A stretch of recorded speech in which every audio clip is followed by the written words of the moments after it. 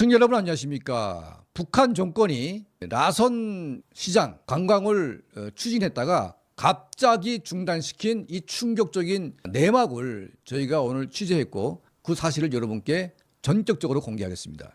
북한 정권이 코로나 3년 지나서 전격적으로 라진 선봉 여행을 중국인들에게 전격 허용했습니다. 뭐 중국인들은 물론이고 해외 동포들 그리고 외국인들까지 다 오픈시켰습니다. 자, 그런데 일주일 만에 전격 중단했습니다.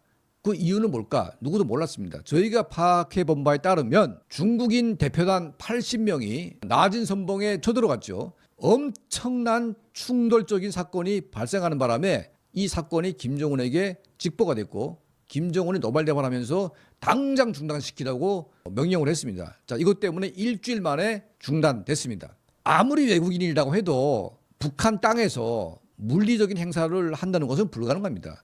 여러분도 보셨겠지만 외국인들이 북한에서 한번 개겼다가 체포가 돼가지고 꼼짝 못합니다. 심지어 미국인들도 물론 이제 트럼프가 압박을 해가지고 다 풀려나긴 했지만 아직까지 지금 북한 내에 한국인 선교사 7명이 지금 잡혀 있습니다. 자, 한 번 찍히면 큰 봉변을 당하기 때문에 예외가 없습니다. 그런데 중국인들이 좀 특이한 상황이 있습니다. 왜 중국인들은 북한에 들어가서도 큰 소리 치면서 심지어 물리적인 행동을 하냐? 이거는 중국 정부가 미국이나 일본이나 한국에 비해서 강력한 레버리지를 북한에 가지고 있기 때문에 중국 국민들은 북한 정권의 행포에도 굴복하지 않습니다. 왜냐하면 중국 정부가 압력을 가해서 자기들을 구한다는 것을 알기 때문에 이런 행동을 하는 거죠. 자, 이번에 80명의 중국인들이 북한에 진입해가지고 왜 난동을 피웠냐? 그러니까 보통 난동이 아니고 난투극을 벌였습니다. 거의 뭐 혈투극을 벌려가지고 수십 명이 부상당하고 심지어 몇 명은 이제 생명의 지장을 받을 만큼 엄청난 이제 폭동 같은 게 일어났는데 왜 그랬냐? 자, 지금 중국인들이 북한 정권의 꼬임에 넘어가가지고 엄청난 투자를 했습니다. 그리고 무역 거래를 했죠. 그런데 코로나를 딱 막아버리면서 북한의 기업인들 또 북한의 무역 관계자들이 자, 이때다 해가지고 중국인들에게 지급해야 될 현금 이런 그 물자 이걸 다 그냥 떼먹었습니다. 그 액수가 거의 뭐 한 1억 달러 이상이 될 거로 지금 추정이 되고 있습니다.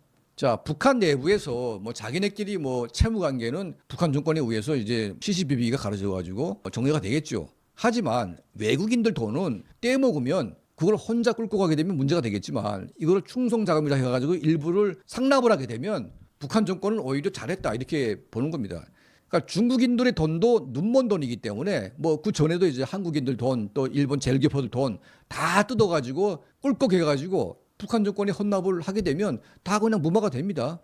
자, 남의 돈은 내 돈, 내 돈도 내 돈. 뭐 완전히 북한 정권은 뭐 그런 식인 거죠.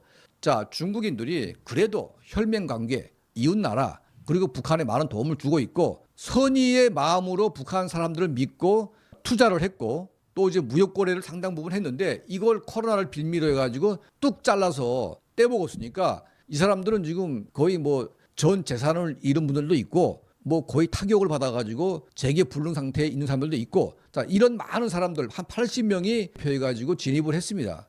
해가지고 지금 상대방 북한인들을 만나가지고 채무 관계를 논의하는 도중에 자, 북한 사람들이 자, 뭐 코로나 3년이라고 하는 이런 재난 때문에 우리도 어떻게 할 수가 없었다. 이거는 없는 것으로 하자. 이런 식으로 이제 나오니까 이게 폭발한 겁니다. 이들의 난동에도 불구하고 이 김정은 정권이 이들을 함부로 할 수가 없습니다.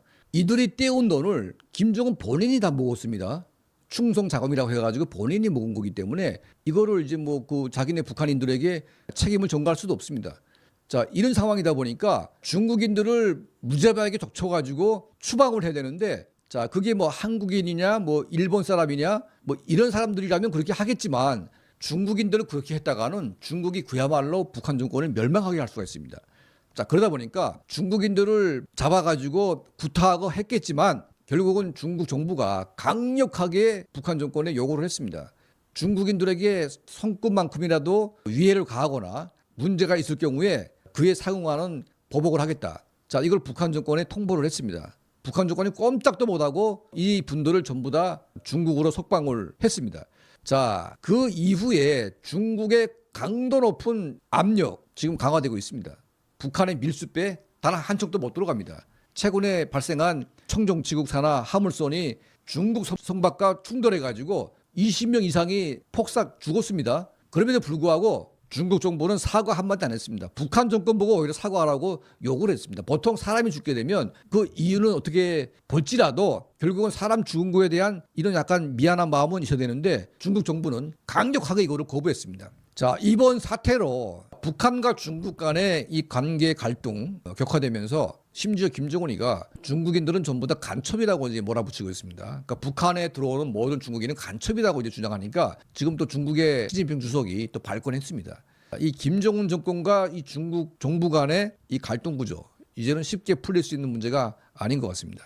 자, 이제 노후 전쟁이 끝나면서 러시아로부터 들여오던 여러 가지 혜택들이 줄게 되면 이제는 김정은 정권 거의 뭐 멸망의 수순을 밟을 수밖에 없는 그런 위기에 몰릴 수 있지 않을까 이런 기대를 해봅니다. 자, 저희 채널을 항상 시청해 주시고 또 도움을 주시는 우리 모든 분들께 진심으로 감사드립니다.